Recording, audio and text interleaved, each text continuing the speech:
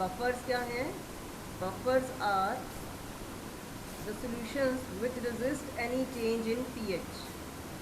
They have definite pH value and their pH remains fixed. Their pH does not change upon dilution, upon keeping, and on addition of small amount of acid or base. Okay, they are required in formulations in which a specific pH is to be maintained.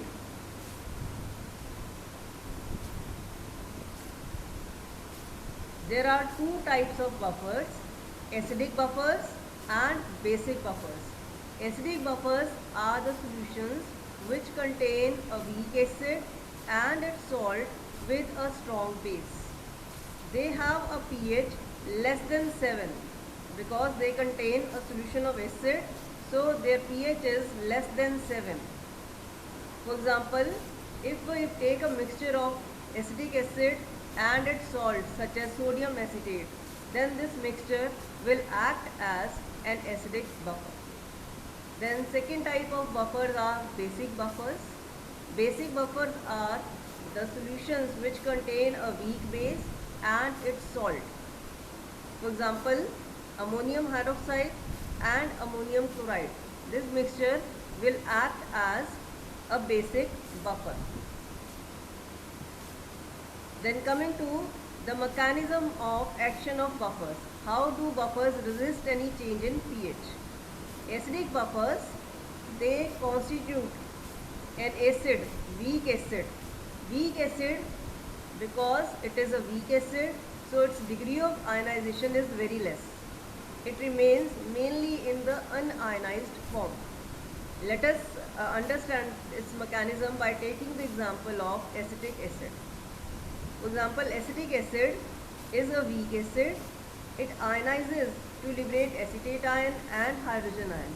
But being a weak acid, it ionizes to a very small extent. Mainly in the solution, it remains in unionized form. And its salt, sodium acetate, being a strong electrolyte, ionizes almost completely to liberate acetate ions and sodium ions. So in the solution, we can say that we have weak unionized acetic acid and acetate ions and sodium ions. Acetic acid will act as the acid reserve of this buffer. Whenever we add a base into the solution, then this acid will neutralize that base. And acetate ions, being the conjugate base of acetic acid, they neutralize any acid added into the solution. So let us see what happens when we add acid into this solution. When we add acid, means we are adding hydrogen ions in the solution. Then the conjugate base, that is acetate ion, will immediately combine with this proton to form unionized acetic acid. Conjugate base of acetic acid is a strong conjugate base. It immediately accepts that proton to form unionized acetic acid. So no free hydrogen ions in the solution, so no change in pH will take place. Similarly, when we add small amount of base into the solution, then what will happen? The acid, that is acetic acid, present in the buffer will react with hydroxyl ions and will form acetate ions and unionized neutral water. So the hydroxyl ions from the base are converted into normal neutral water. So no change in pH takes place when we add small amount of acid or base into this acidic buffer. Now let us see what happens in case of basic buffer.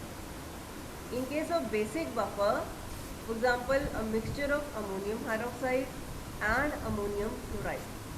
Ammonium hydroxide, being a weak base, ionizes to a very small extent to liberate ammonium ions and hydroxyl ions. Mainly in the solution, it remains in the unionized form, whereas the electrolyte ammonium chloride is completely ionized to liberate ammonium ions and chloride ions.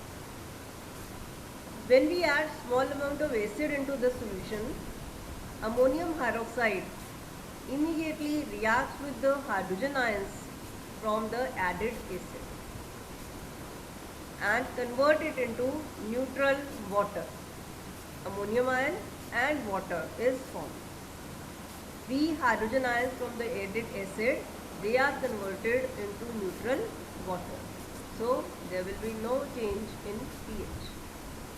Similarly, when we add small amount of base into the solution, ammonium ions, the conjugate acid of ammonium hydroxide, will immediately react with hydroxyl ions to form ammonium hydroxide.